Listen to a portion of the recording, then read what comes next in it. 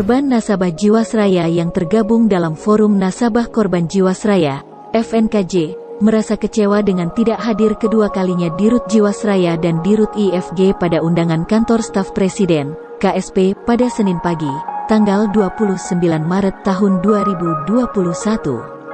Undangan tersebut terkait dialog tuntutan dari sejumlah nasabah PT Asuransi Jiwasraya terkait proses restrukturisasi polis ke IFG Life. Ketua Umum FNKJ, Ana Rustiana didampingi Hendra, nasabah Bancassurance dan Syahrul, nasabah korporat dari Garuda Indonesia, sangat menyayangkan ketidakhadiran Dirut BUMN tersebut. Baik, jadi di KSP tadi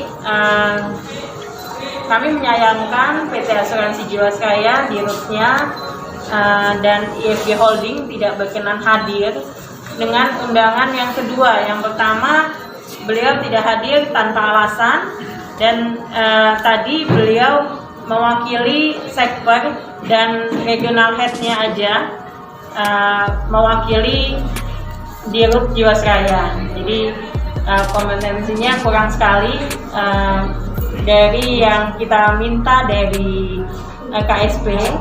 Yang pertama, untuk Jiwasraya menghentikan sosialisasi restrukturisasi ini karena terdapat intimidasi di dalamnya. Terus yang kedua, kita minta Jiwasraya menyetop propaganda di ruang publik, yang pastinya teman-teman media tahu luar biasa propaganda di ruang publik atas sosialisasi restrukturisasi ini.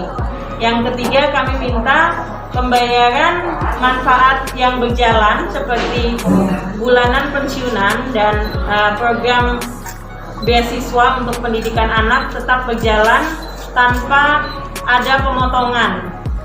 Yang keempat, kita minta opsi restrukturisasi ini dibatalkan dan dicarikan opsi restrukturisasi yang lebih solutif untuk nasabah. Seperti itu yang kita sayangkan. Pertemuan tadi kurang baik lah untuk di sana terlihat sekali Dirut Jiwasraya tidak menghargai KSP sebagai lembaga tinggi negara dengan ketidakhadirannya dua kali undangan ini. Makanya kita miris sekali instansi tinggi negara nomor 2 dari setelah Pak Jokowi, KSP tidak diindahkan oleh Dirut Jiwasraya dengan ketidakhadirannya, padahal pada waktu pemanggilan pertama, jadi kita di audiens sama Pak Muldoko langsung.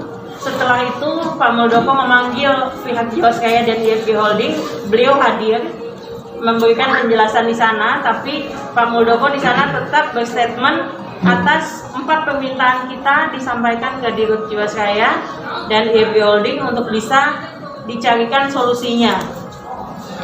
Lalu KSP memediasi kita untuk menghadirkan Jiwasraya dan IFG Holding dengan kita.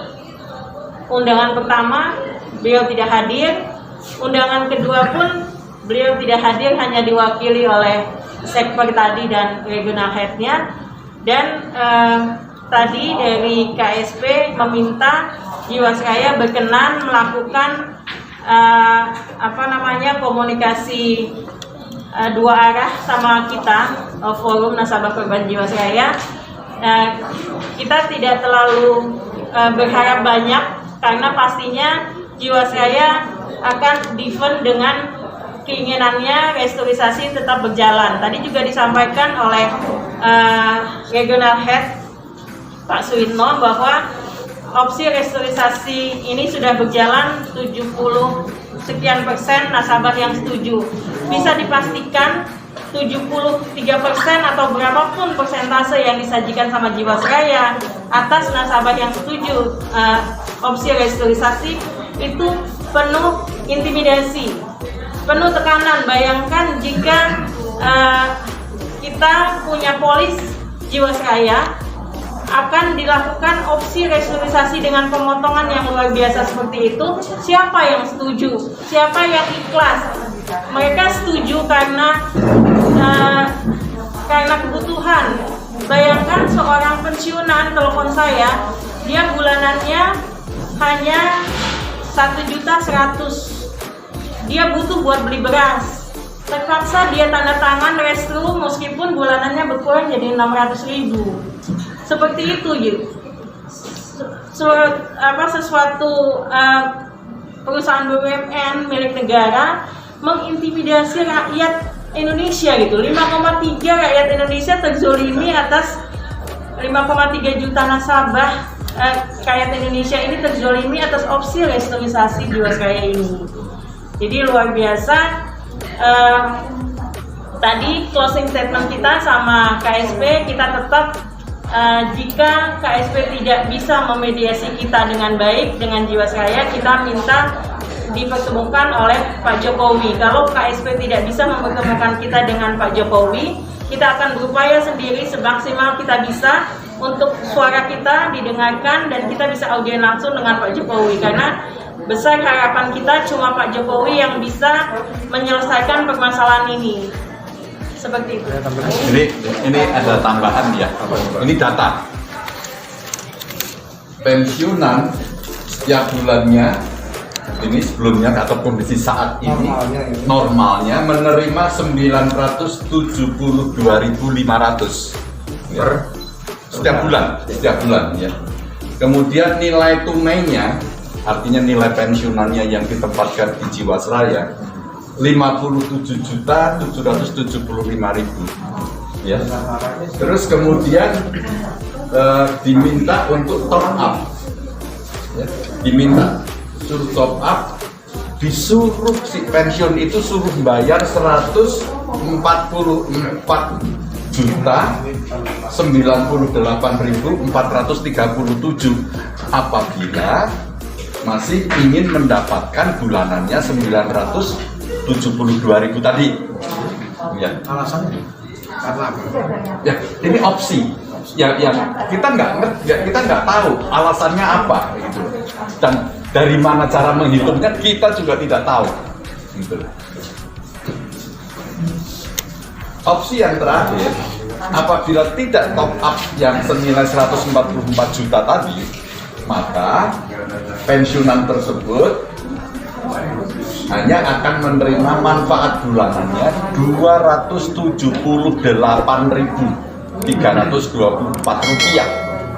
Artinya rasio penurunan manfaatnya itu 71%.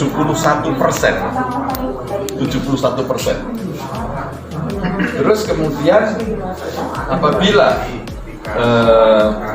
tidak milih itu diperpendek, kan ini anuitas ini kan seumur hidup, harusnya seumur hidup, maka hanya tetap kondisi normal sudah kondisi normal, maka hanya akan mendapatkan pensiunannya sampai dengan 6 tahun, nggak sampai 5 tahun 7 bulan, ya. Artinya diperpendek, tidak seumur hidup lagi, namun hanya menjadi 5 tahun 7 bulan. Nah, ini kan namanya menzolimi dan mengintimidasi. Pilihannya hanya ini, gitu loh. Tidak ada pilihan lain lagi. Apabila menolak tadi, makanya dapat surat hutang, piutang.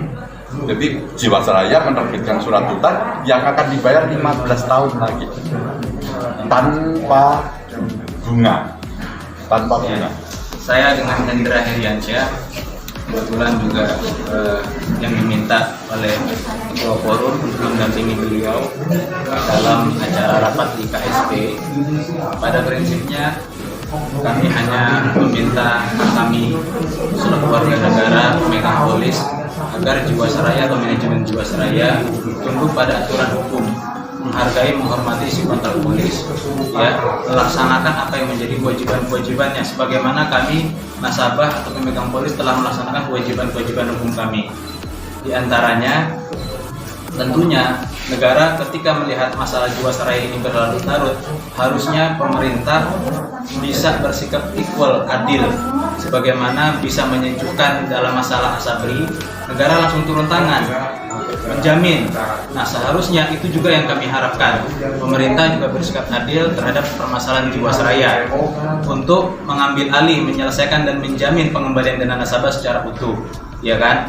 Yang kedua, ternyangkut masalah mismanagement atau kesalahan pengelolaan yang di situ ada perbuatan melawan hukum oleh jajaran direksi, maka tidak seharusnya dan tidak pantas apabila negara menghukum warga negara yang tidak salah untuk menanggung kerugian itu.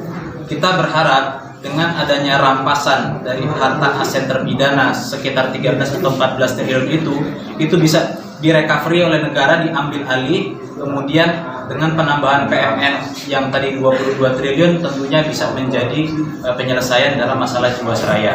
Oleh karena itu kami berharap negara benar-benar hadir, bukan hanya berlepas tangan. Dan kami yakin kenapa DPR ataupun OJK atau instansi terkait lainnya itu menyetujui opsi-opsi restru atau membiarkan, karena ada misinformasi atau ada penyesatan lah, di mana misalkan contohnya seolah-olah nasabah itu mendapatkan bunga 2 digit, entah 14% atau 13%. Kenyataannya nasabah hanya mendapatkan 7%, sehingga selisih 6% atau 7% itu hampir 100 loh Pak, 100%. Nah itu kemana itu, ya kan? Nah dengan dasar itulah kami terus terang selaku nasabah, atau dalam hal ini nasabah Bancassurance, korban juga, itu merasa bahwa ada keuntungan-keuntungan yang diambil oleh manajemen Jiwasraya ataupun pihak-pihak lain dari selisih 2 digit ke 1 digit itu. Makanya kita berharap pemerintah benar-benar mau aktif turun tangan, menjamin pengembalian seluruh dana nasabah dan memberikan hak manfaat kepada seluruh peserta polis tanpa dikurangi. Kurang lebih seperti itu ya Bu ya.